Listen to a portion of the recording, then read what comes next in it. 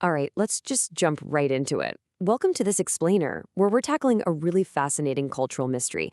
Why on earth are consumers suddenly flocking back to physical media? Vinyl records, bulky discs, heavy game cartridges, in an era where we literally have infinite digital streaming right in our pockets. I mean, we were promised this Jetsons-style future of ultimate convenience, right?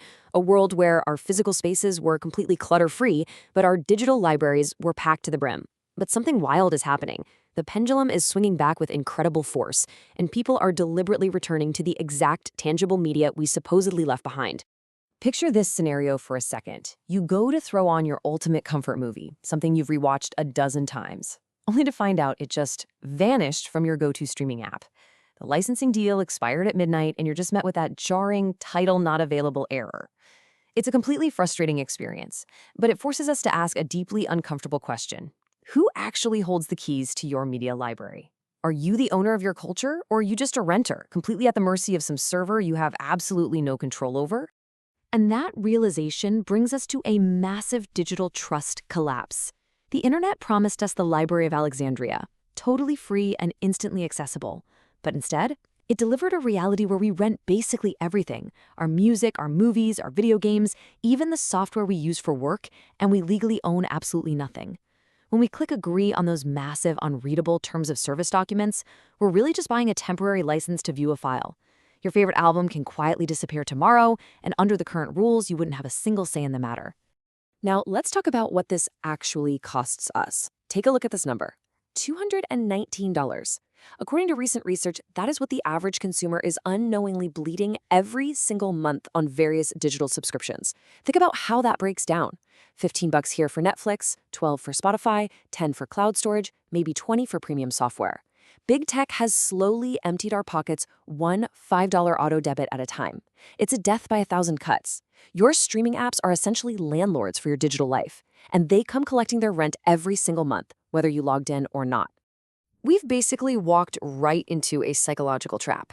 We willingly traded the intentional friction of physical ownership, like literally getting up off the couch to pick out a movie and pop a desk into a tray, for an infinite wall of content. And the result? We sit down exhausted, open an app, and are instantly hit with choice paralysis. We end up scrolling through endless algorithmic recommendations for 20 minutes, doing weird mental admin work, and eventually pick absolutely nothing. It leaves us completely drained by the cognitive overload of having everything available all at once. If you want to see exactly how fragile these digital platforms truly are, look no further than The Tragedy of PT. This was a highly acclaimed digital horror game, a masterpiece collaboration between gaming legend Hideo Kojima and movie director Guillermo del Toro. But after some internal corporate drama, the game was completely wiped from existence by its publisher. Not just hidden, violently pulled from the storefront. Even fans who already claimed it couldn't re-download it. There is literally no legal way for new players to ever experience it today. Once they pulled the plug on that server, the art just vanished into the ether.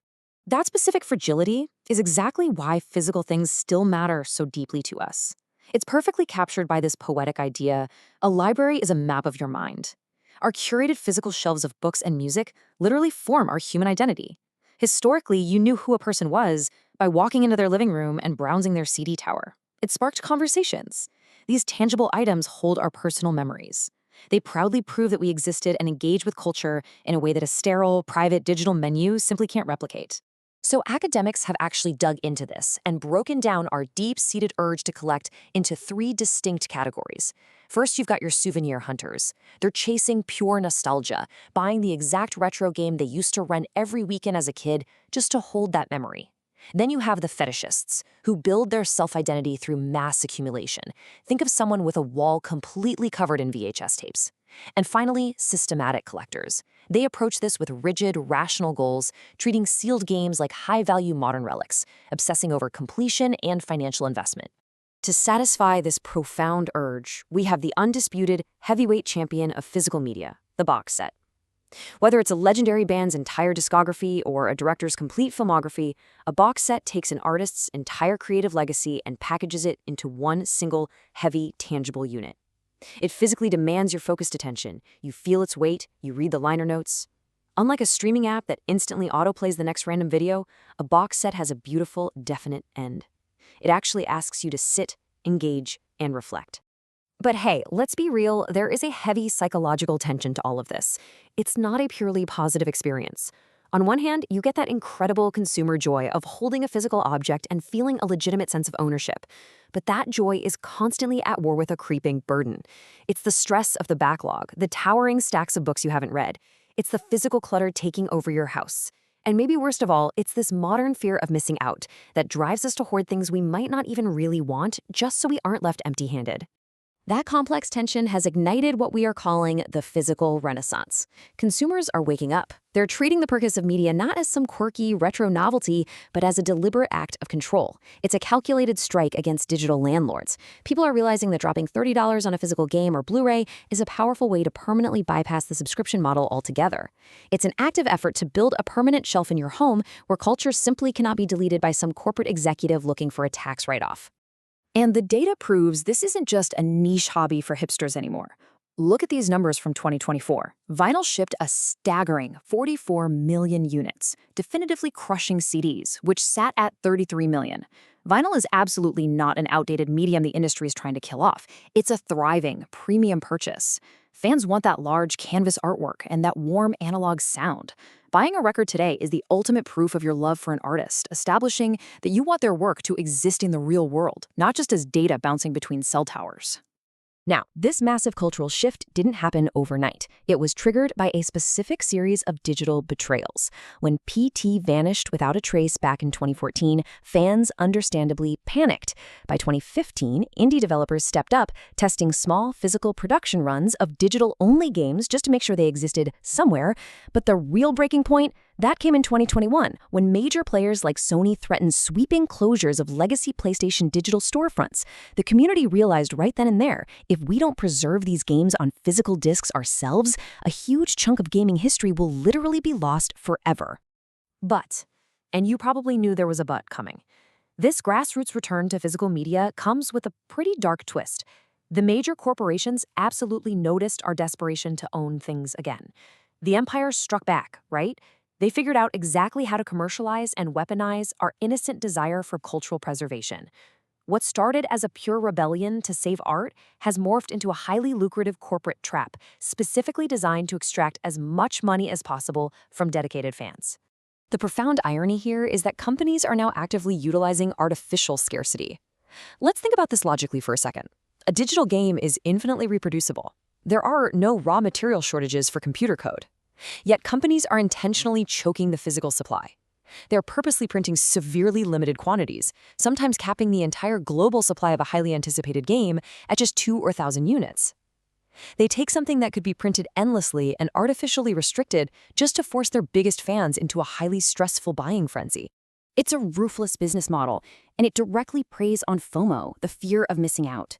It aggressively pushes collectors to make impulsive, panic-driven purchases against their better judgment. Why? Because you know that a game's physical pre-order window might literally close in 2 to 5 minutes. It creates intense physical anxiety. You literally have fans setting multiple alarm clocks for 10 a.m. on a Friday, sweating at their keyboards, furiously hitting refresh. If you miss that exact 2-minute window, your chance to own that piece of art at retail price is gone. This dynamic has completely inverted the modern collector's market. Historically, standard retail meant games were highly accessible, and if you just waited a few months, they'd eventually hit the bargain bin. But today, this manufactured limited print distribution ensures that the moment a game sells out online, it instantly skyrockets in value on the secondhand market. And that feeds a totally toxic scalper culture. Opportunists use bots to buy up the limited stock in seconds, only to flip it on eBay for 5 times the price, completely pricing out the actual passionate fans. Yet despite all these incredibly frustrating commercial catches and the total stress of the modern market, the core drive underneath it all is still pure. Fighting back against an all-digital future by buying a physical disc or a heavy vinyl record remains a deeply intentional, decidedly pro-human act. Think about the ritual of it. Carefully pulling a record out of its sleeve, dropping the needle into the groove, and actually sitting down to actively listen. It demands mindfulness. It pulls us out of that infinite, passive digital scroll and grounds us firmly back in reality.